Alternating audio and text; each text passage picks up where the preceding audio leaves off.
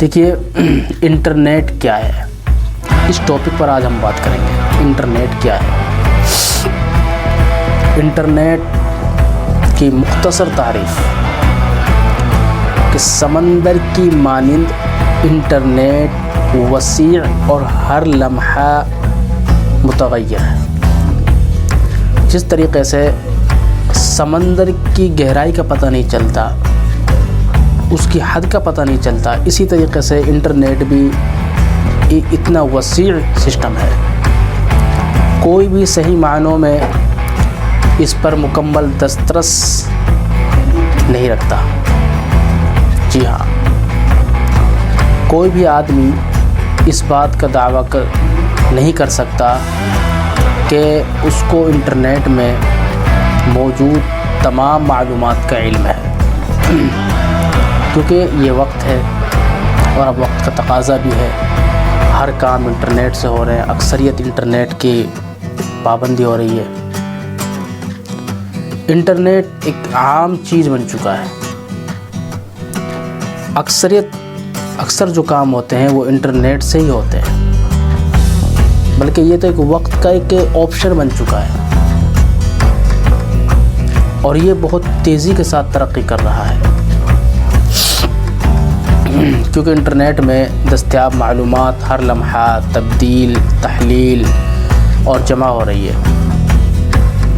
اس بات کا کوئی ایک جواب نہیں ہے کہ انٹرنیٹ کیا ہے، کیونکہ انٹرنیٹ ہر آدمی کے لیے مختلف تعریف رکھتا ہے۔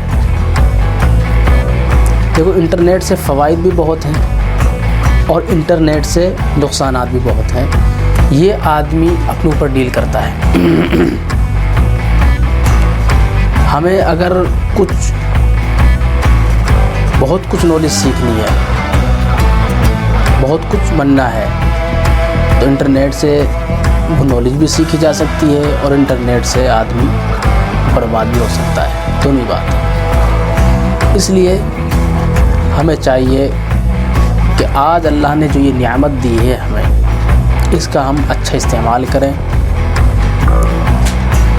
اور یہ نعمت کا ہم اچھا استعمال جب کریں گے تو انشاءاللہ ہمیں یہ امید ہے کہ یہ چیز ہمیں نقصان کی طرف دعوت نہیں دے گی۔ دیکھو، اب سوال یہ ہے کہ انٹرنیٹ کس کی ملکیت ہے؟ انٹرنیٹ کس کی ملکیت ہے؟ انٹرنیٹ کسی کی ملکیت نہیں ہے، انٹرنیٹ کسی کی ملکیت نہیں ہے۔ ہر آدمی جو کہ انٹرنیٹ سے منسلک ہے، انٹرنیٹ کے بال برابر حصے کا مالک ہے۔ یہ کتاب جس میں آپ حضرات کے سامنے بیان کر رہا ہوں، بہت بڑے عالم دین حضرت مولانا انور بن اختر، اس کی یہ کتاب ہے، اس نے جمع ترتیب کی ہے، اور ماشاءاللہ بہت اچھی کتاب ہے، آپ حضرات اس کو لے بھی سکتے ہیں، مطالعہ بھی کر سکتے ہیں۔ انٹرنیٹ کے تعلق سے، انٹرنیٹ کے ٹاپک پر یہ کتاب ہے، اچھی مضامین اس کے اندر بیان کیے گئے ہیں کہ انٹرنیٹ کے فوائد کیا ہیں، انٹرنیٹ کے نقصانات کیا ہیں۔ یہ آپ اسکرین پر دیکھ رہے ہیں، یہی کتاب ہے، انٹرنیٹ کے ڈسے ہوئے۔ جی ہاں، انٹرنیٹ کے ڈسے ہوئے، اس کے اندر تمام چیزیں بیان کی گئی ہیں۔